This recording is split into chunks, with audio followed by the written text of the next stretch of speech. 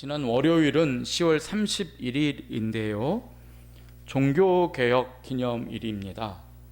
1517년에 독일의 마틴 루터라고 하는 천주교의 그 사제였죠. 신부가 되기 전에 신부 수업을 받던 사제가 천주교의 여러 부패와 맞싸워서 종교개혁을 일으킨 날입니다. 어떻게 보면 우리 개신교가 탄생한 날이라고도 할 수 있습니다. 하지만 이 10월 31일을 종교개혁의 날로 기억하는 사람보다는 할로윈 데이로 기억하는 사람이 훨씬 더 많습니다. 할로윈은 원래 스코틀랜드의 그 켈트족이 지키던 우상 숭배 의식에서 나온 날입니다. 켈트족들은 11월 1일을 새해로 맞이했는데요. 그 전날인 10월 31일, 그러니까 그들로서는 그 해의 마지막 날이라고 하는 그날은 새해가 오는 것을 두려워하는 귀신들이 모두 쏟아져 나와서 해코지를 한다라고 이 스코틀랜드의 켈트족들은 믿었습니다. 그런 이유로 10월 31일이 되면 그들은 귀신을 달랜다 하는 명목으로 동물이나 사람을 불에 태워 제물로 바쳤습니다. 그러면서 그들은 동물의 머리나 가죽으로 귀신 복장을 했습니다. 세계가 이제 그 하나의 문화권이 되면서 이러한 이 켈트족들도 전 세계에 퍼지게 되면서 그들만 지키는 그런 날이 이 할로윈 데이였는데요. 이게 어느 날부턴가 점차 이 젊은이들 사이에서 귀신 분장을 하고 즐겁게 노는 날이 되더니 이제는 10월 31일을 종교개혁의 날로 기억하는 사람들은 거의 없어지고 점차로 성탄절을 대체할 정도라고 할 정도로 많은 사람들이 할로윈 데이를 즐기고 있습니다. 세상은 그렇더라도 우리는 10월 31일이 세상의 불의에 맞서서 하나님의 말씀을 새롭게 이해하게 된 사람들이 종교개혁을 일으킨 날이다. 이런 사실을 좀 잊지 않았으면 좋겠습니다. 왜냐하면 우리는 귀신에 놀아나는 자들이 아니라 말씀 속에 담겨있는 그 하나님의 법, 하나님의 뜻을 따라 살아가는 사람들이기 때문입니다. 오늘 새벽 기도회 때도 그런 말씀을 드렸지만 우리의 인생에는 정말 많은 문제들이 있습니다. 부부관계의 문제도 그렇고 자녀 양육에 관한 문제도 그렇고 건강 문제도 그렇고 또 돈 문제도 그렇고 영적인 문제, 이웃과의 관계, 수많은 문제들이 우리의 하루에 얼마나 많이 우리를 시험하기도 하고 또 문제거리로 골치 아프게 하는지 모릅니다. 수많은 문제를 우리는 매일같이 감당해야 합니다. 그걸 보면 매일 두꺼운 문제집을 풀어야 하는 우리 수험생 못지않다 그런 생각이 듭니다. 시험을 앞두고 있는 학생들은 그나마 그 문제를 풀어주는 선생님도 계시고 문제집 뒤편에 문제풀이도 있고 해답도 있기 때문에 좀 시간을 들여서 진지한 자세로 들여다보면 그래도 해답을 어느 정도 찾아낼 수 있고 또 공부를 조금씩 더 성적을 늘릴 수도 있습니다. 하지만 인생 문제는 어떻던가요? 인생 문제는 그리 간단하지 않더라는 것입니다. 아무리 공부를 잘해서 우등생이라는 말만 들으며 학창생활 하던 사람도 어른이 되면 인생에는 자기 힘만으로 풀 수 없는 어려운 문제가 많다는 사실을 알게 됩니다. 그 문제의 수준은 훨씬 어렵죠. 그렇기 때문에 모범생이던 아이가 어른이 되면 열등생이 되기도 하지 않습니까? 인생은 이러한 문제투성이입니다. 그러면 이 문제가 정말 어렵다고 해서 답도 없다고 할 수 있을까요? 그렇지는 않다는 것입니다. 왜냐하면 우리가 사는 이 세상에는 문제만 있는 것이 아니라 해답이 되시는 예수 그리스도께서 계시기 때문입니다. 예수 그리스도께서 어떻게 하셨을까를 궁리하고 주님의 마음을 이해하고 주님의 그 행하셨을 법한 것을 따라 살아가다 보면 점차로 우리는 미궁 속을 헤매는 것 같던 삶이 안개가 걷히듯이 바람직한 삶, 점차로 평안이 찾아오는 삶, 점차로 문제를 해결하는 삶으로 접근하게 되는 것을 경험하게 됩니다. 결국 인생을 잘 살아가는 비결은 주님이 누구신지를 아는 것에 있습니다. 주님이라면 어떻게 하셨을지를 잘 안다면 우리는 주님이 걸어가셨을 법한 행동을 하게 될 것이고, 그 일을 통해서 우리의 삶 가운데는 문제를 뛰어넘어 하나님의 자녀로 닮아가는 그런 복된 삶이 이어지게 될 것이라고 저는 그렇게 확신합니다. 그리고 이러한 예수님에 대한 마음, 하나님에 대한 마음을 기록해 놓은 책이 성경이지요.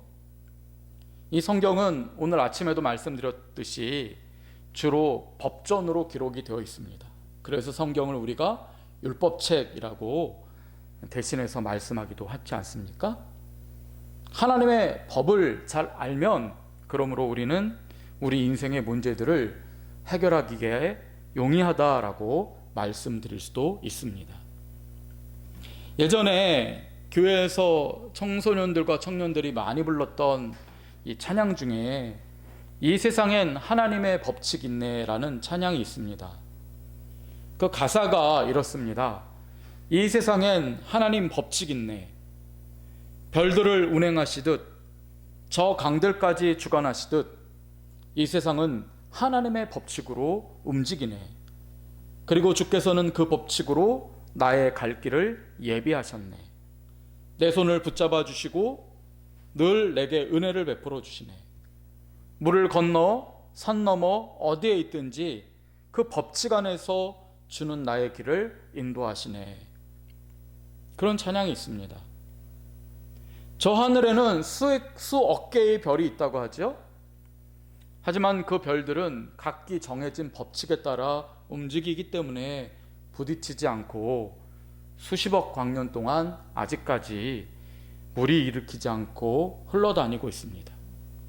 이와 같이 우리 인간에게는 하나님께서 바람직한 삶의 기준으로 정해주신 법칙이 있다는 것입니다. 이 법칙을 소중히 알고 이 법칙을 잘 알면서 살아가는 사람은 후회를 줄일 수 있지만은 그 법이 있다는 사실을 믿지 않고 그 대신 자신의 느낌이나 계획대로 또는 세상의 전문가라는 사람의 말에 솔깃하여서 따라가는 사람은 결국에 이 행복과 승리의 삶보다는 불행한 삶을 살 가능성이 훨씬 많아지는 것입니다. 지금은 우리 애들이 그런 것을 가져오지 않는 것을 보니까 유행하지 않는 것 같은데요. 한때 큐브라고 하는 그 퍼즐이 유행한 적이 있습니다. 정육면체로 만들어진 플라스틱 그 장난감 같은 것인데요. 26가지 조각으로 나뉘어져 있는 이 퍼즐을 돌리면서 맞추는 것입니다. 제가 어릴 때 하도 많이 유행을 했기 때문에 저도 덩달아 산 적이 있습니다. 그런데 아무리 이리 돌리고 저리 돌려도 저는 맞출 수가 없더라고요. 그래서 일찌감치 포기했던 기억이 납니다. 그러면서 도대체 이건 어떤 사람이 맞추는 걸까 하면서 TV를 틀어보니 그 퍼즐을 순식간에 맞추는 사람들이 있더라고요. 어떤 사람들은 발가락을 가지고도 맞춰요. 어떤 사람은 눈 한 번 보고 눈을 감고도 맞추더라고요. 그때 제가 얼마나 놀랐는지, 이 세상엔 정말 천재가 많구나 그런 생각을 했습니다. 그런데요, 알고 보니 그들은 천재가 아니었습니다. 왜냐하면 이 퍼즐을 맞추는 법칙이 따로 있었던 것입니다. 그러고 생각을 해보니까 그 큐브를 사면은 작은 책이 하나 딸려 나옵니다.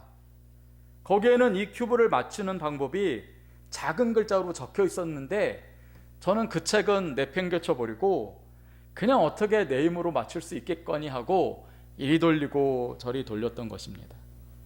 하지만 그런 방법으로는 아무리 해도 한 번도 저는 큐브 맞추기에 성공해 본 적이 없습니다. 오늘 설교를 준비하면서 우리 인생도 마찬가지라는 생각이 들었습니다.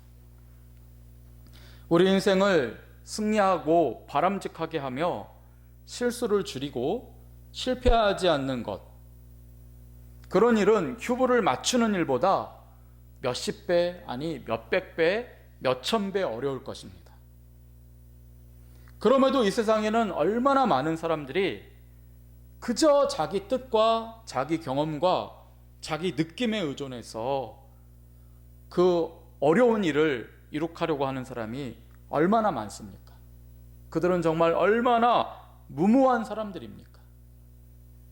이 세상에는 법칙이 있다니까요. 사람이 행복해질 수 있는 법을 기록한 책이 있다니까요. 사람이 실패하지 않고 바람직한 삶을 살아갈 수 있도록 깨알같이 작은 글자로 오래전부터 기록해 놓고 우리에게 전달된 책이 있다는 것입니다. 그 책이 무슨 책이죠? 성경책입니다. 율법이라는 형식으로, 하나님의 법칙이라는 형식으로 이 말씀이 이미 우리에게 전달된 것입니다. 그러므로 그 법을 알아야죠. 그 법을 알았던 사람들은 세상의 불의에 맞서서 종교개혁을 일으키고 역사의 한 획을 그었습니다.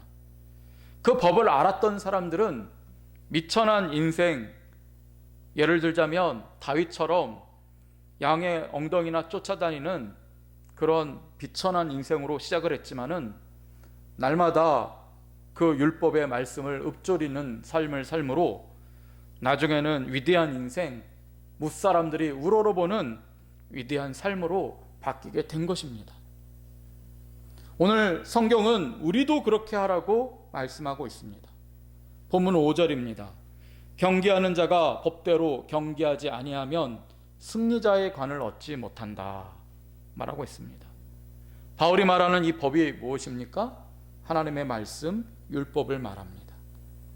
운동선수가 반칙하고 얻은 승리는 결코 승리가 될 수 없지요. 제가 역대 올림픽 기록을 보니까요, 정말 이기고 싶어서 그 이기고 싶다는 강렬한 열망은 있는데 실력은 안 되고 준비가 안 돼서 편법을 저지르고 반칙을 한 사람들이 또 의외로 굉장히 많았습니다. 올림픽 정도 나갈 정도면 정말 많이 훈련한 사람일 텐데도 어떤 마라톤 선수는 돌아가야 하는 그 코스를 빼먹고 몰래 길을 가로질러 갔다가 금메달을 땄는데 나중에 그게 발각이 돼서 우승이 취소된 경우도 있었고, 어떤 선수는 금지된 약물을 먹고 금메달을 땄는데 그 팀 전체가 그렇게 했다가 그 나까지 망신당하고 몇 해 동안인가 올림픽에 출전 자격을 정지당했던 일도 있더라고요. 운동선수가 법대로 경기하지 않으면 아무리 그럴듯해 보이는 그런 삶을 살고 승리한다고 할지라도 그를 승리자라고 말하지 않습니다. 승리자의 관을 얻지 못한다고 바울은 말합니다. 우리 속담에도 이런 말이 있지 않습니까? 아무리 급해도 바늘허리 메어 못 쓴다. 그런 말 들어보셨죠? 바늘에 실을 꿰려면요, 반드시 바늘귀에 실을 집어넣어야만 바느질을 할 수 있습니다. 저희 외할머니가 바느질을 하시려고 하면 꼭 저를 부르셨습니다. 그러면 실에다 침을 묻혀갖고 바늘귀에 실을 넣어드렸는데요, 언젠가 저도 바느질을 할 필요가 있어서 실을 꿰려고 했는데 도저히 못하겠더라고요. 이제 눈이 침침해져서 한참 동안이나 애를 먹었습니다. 그러나 아무리 급하더라고 해도 이 바늘 허리에다가 실을 묶어갖고 바느질할 수 있는 사람은 아무도 없습니다. 바느질 하나만 해도 정해진 법을 따르지 않으면, 바느질하지 못한다면 인생은 말해 못하겠습니까? 법대로 해야 합니다. 하나님께서 인간에게 정해주신 그 법을 알고 그 법대로 살아가는 것이 늦는 것 같이 보이지만은 가장 빠른 길이며, 불행해지는 것처럼 생각되고 손해보는 일처럼 생각되고 아무도 알아주지 않는 삶처럼 그렇게 느껴지지만, 결국 그 일이 멀리 돌아가는 것 같지만 첩경입니다. 지름길입니다. 그게 승리자의 바른 길인 것입니다. 견물생심이라는 말이 있죠. 눈에 보이면 가지고 싶은 마음이 든다는 말입니다. 눈에 보이지 않으면 유혹도 받지 않았을 물건인데 하필 내 눈에 뜨이니 가지고 싶은 마음이 생깁니다. 그런데 가지지 못하니 안달이 나고, 그래서 어떻게 하든 가지려고 하다 보니까 마음을 빼앗깁니다. 마음을 빼앗기면 어떻게 됩니까? 무리하게 돈지갑을 열어서 자기 형편에도 안 맞는 걸 사기도 하고, 심지어 훔치거나 빼앗기까지라도 해서 가지려고 합니다. 이처럼 사람은 눈에 보이면 마음까지 흔들리는 연약한 존재입니다. 눈에 보이는 것이 다 뭐라고, 그 눈에 보이는 것 때문에 영혼까지 팔아먹는 존재가 우리 연약한 인간입니다. 그런데 오늘 이 세상을 보면 어떻습니까? 이 세상은 견물생심의 마음을 주는 일들이 너무나 많습니다. 주님께서 정해주신 하나님 말씀을 따라 살려고 하는 사람이 보기에는 하나님 법 따위는 전혀 몰라도 나보다 더 잘 사는 것처럼 보이는 사람들이 주변에 즐비합니다. 그렇기 때문에 우리 마음이 흔들리는 것입니다. 그들이 소유한 물건과 명예와 인기를 보니 그들은 하나님의 법칙을 따랐기 때문에 그 물건을 가지게 된 것도 아니고 인기와 명예를 얻는 것도 아닙니다. 오히려 하나님과는 아무 상관없는 삶을 살았기 때문에 더 인기 있고 명예를 누리는 것 같고 더 잘 사는 것처럼 보입니다. 그리고 나를 보면 어떻습니까? 하나님의 자녀라고 하고 어떻게 하든지 시간을 쪼개서 주님 말씀도 보려고 하고 어떻게 하든지 한 번이라도 더 기도하려고 하는 나는 늘 골골하고 쪼달리고 늘 사람들이 알아주지 않는 것 같고 나보다 앞서가는 사람들 때문에 마치 뒷걸음질 하는 것처럼 내 인생이 그렇게 보입니다. 거기에 마음을 뺏겨서는 안 되는 것입니다. 그것 때문에 흔들려서 주의 법을 따라가야 되는 삶을 포기하면 안위감만 못하게 됩니다. 하나님의 백성은 믿음의 길을 들어섰으면 끝까지 그 길만 가야 되는 거예요. 다른 길 가게 되면 그때부터는 세상이 주는 기쁨이나 세상의 그럴듯한 헛된 영광조차도 주어지지 않고 그때부터는 완전한 내리막길을 걸을 뿐입니다. 그렇게 해서라도 주님은 당신의 백성을 잃어버리지 않기 위해서 차라리 맴매를 때려서라도 그를 붙들기 위해서 그에게 어려움도 주시기 때문에 어쩔 수 없습니다. 하나님의 백성이라면 올곧이 믿음의 길만 한눈 팔지 말고 걸어가야 하는 것입니다.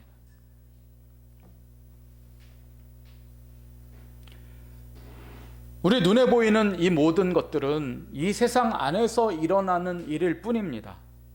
눈에 보이는 것은 저 영원한 것을 보여줄 수 없습니다.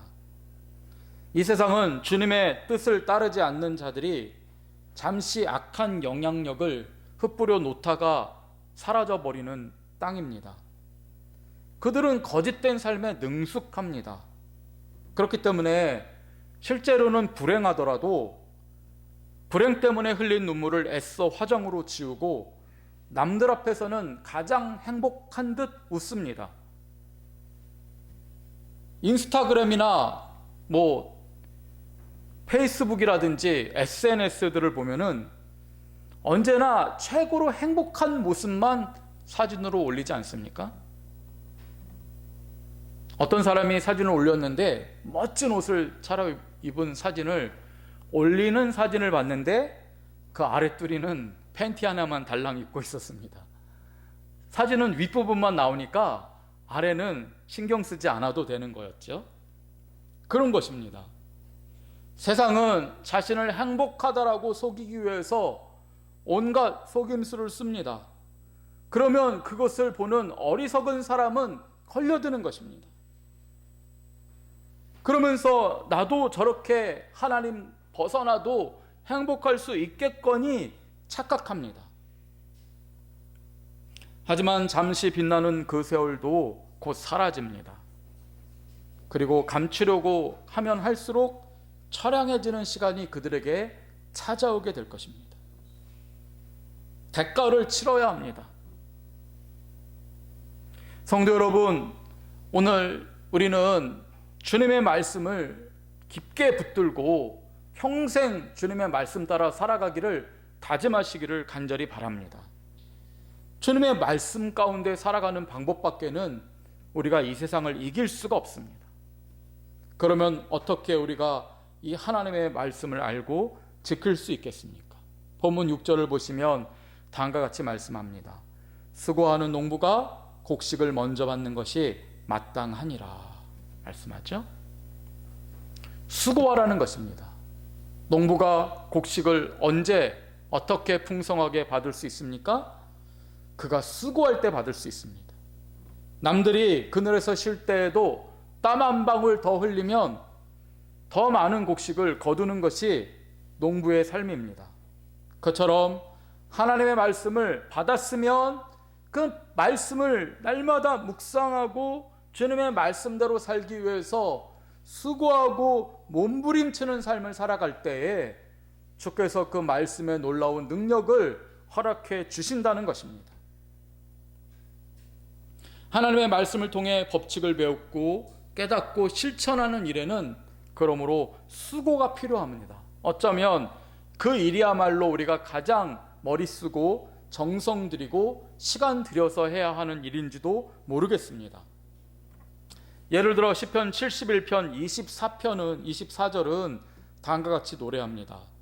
나의 혀가 종일토록 주의 의를 작은 소리로 읊조리오니 나를 모해하려 하던 자들이 수치와 모한을 당함이니이다 말합니다.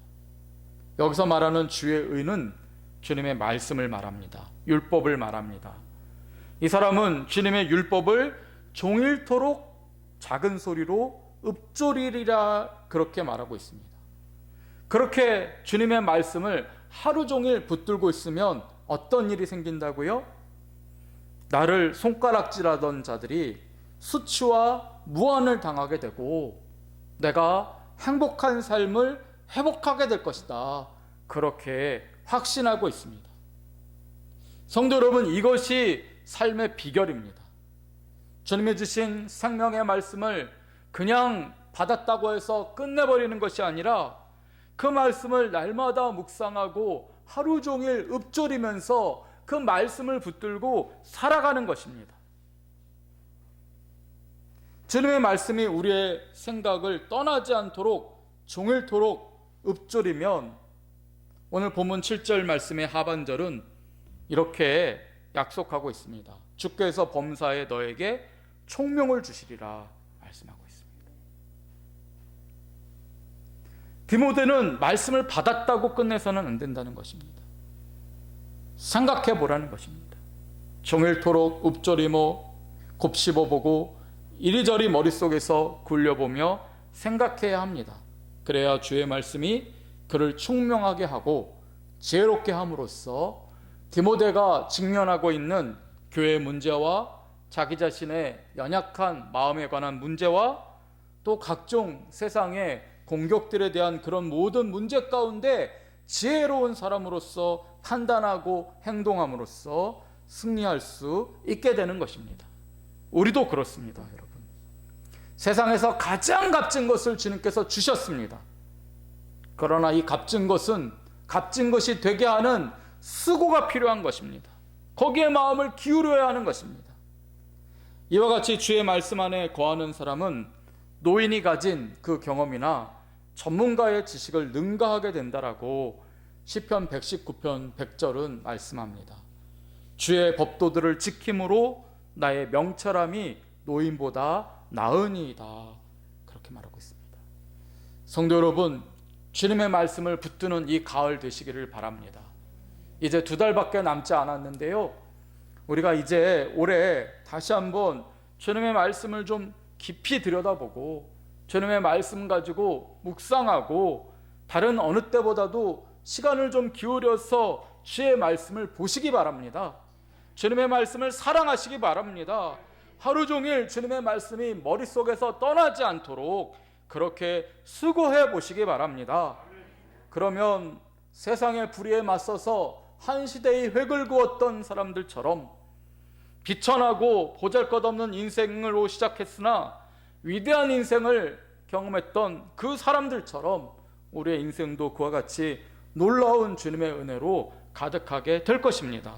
그 은혜를 우리 모두가 다 함께 누리고 주님께 영광 돌리는 저와 여러분이 되시기를 주님의 이름으로 축원드립니다. 아멘. 기도하겠습니다. 하나님 감사합니다. 이제 올해도 2달밖에 남지 않았습니다. 세상에서 가장 값진 주님의 말씀을 우리에게 허락하여 주셨습니다.